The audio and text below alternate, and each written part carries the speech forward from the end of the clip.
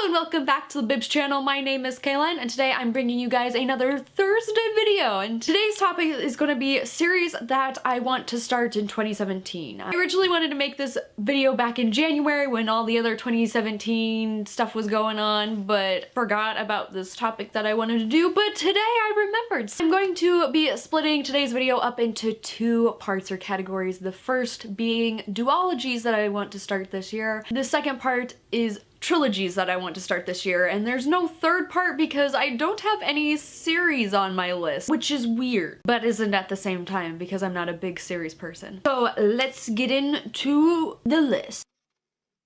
First up, for duologies, I want to start Alexander Bracken's Passenger duology, and this is about time travel and such things. I've only ever read one other time traveler book, which I totally forgot the name of, and I'm trying to not use Goodreads, so I completely forgot what even this book is called, so I will upload a photo now. Yeah, that book. I read that book and I did not like it at all, and it had time travel in it. So I've been hesitant to pick up a time travel book ever since reading that book and having that kind of experience with it. So I'm hoping, since I loved The Darkest Minds, hopefully I will love Passengers as well, because it's written by Alexander Bracken and I love her writing and her books are beautiful. And the next duology that I want to get to this year is Six of Crows by Leigh Bardugo, and this book is just super pretty to begin with. This novel is about a heist, and so I'm like, ooh, heist books. Haven't read one of those, but they always sound interesting, and I thought I might as well give this book a try, and it's just, oh, it's just so beautiful. That's why I also want to read it. Well, that was my short little duology list. Next up are trilogies, and the first trilogy that I want to start this year is Taken by Erin Bowman, and I absolutely loved her book Vengeance Road.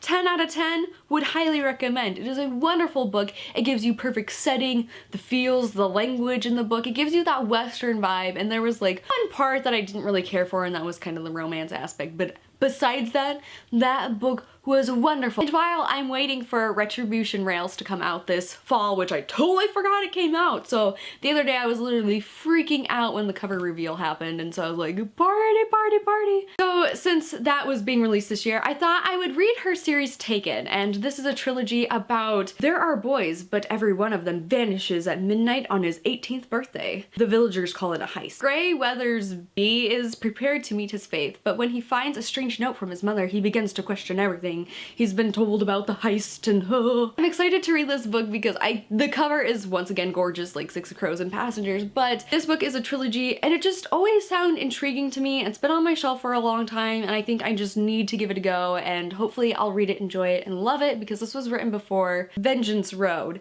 And so while I wait for the new book in that duology, I'm gonna have to read this trilogy. So I'm excited to get into it. Next up is a trilogy that I'm really excited to get into this year, and that's because the final book comes out, I think, this spring, but I'm not quite for sure, and that is Alive by Scott Segler. I actually got to meet Scott Segler at BookCon last year. The dude was hilarious. I loved his signing. Everyone else was like worried about Cassandra Clare, but literally his signing line was the best. He was just hilarious and a nice guy, and I got a picture with him and everything, and nice guy. So I can't wait to pick up his books. I got the second book in the series and I got that book signed. This book is about a girl who is trapped in a coffin, and she wakes up and she like comes out of her coffin after a couple of years. This trilogy is described as for fans for Hunger Games, Maze Runner, and Divergent, which those three trilogies are some of my favorite trilogies ever. And so the next trilogy that I want to start in 2017 is Magnus Chase, The Gods of Asgard and the Sword of Summer by Rick Riordan. I love the cover, and this talks about Norse mythology, and I think that sounds really interesting about like the Vikings and stuff. I haven't read anything like it. I also want to start and finish his other series as well, which is the Heroes of Olympus series, because I haven't started that yet and I need to read that and I need to get on that bandwagon, but I want to start and finish this trilogy first before I do that. Next up is another wonderful, gorgeous cover, and that is Illuminated by Amy Kaufman and Jay Kristoff.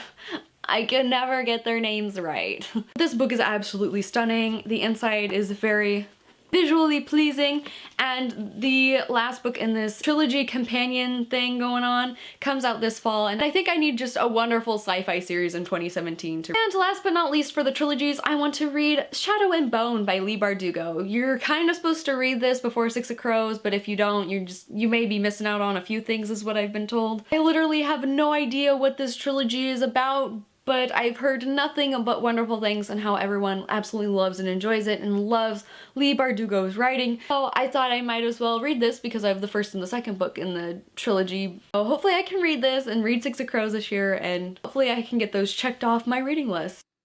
Anyways, that is it for today's video. What trilogies or duologies do you want to start in the year of 2017? Don't forget to leave a comment in the box below. Don't forget to hit like and especially subscribe because we're coming up on 1,000 subscribers and I have a really awesome thing planned for you guys once we hit 1,000 subscribers. So don't forget to hit that subscribe button. That way you can stay up to date on everything. Hopefully, if we can get to 1,000 subscribers by March, awesome things are gonna be happening on this channel. So anywho, with that being said, I hope you guys have a wonderful day, and I will see you guys next Thursday for a new bookish video.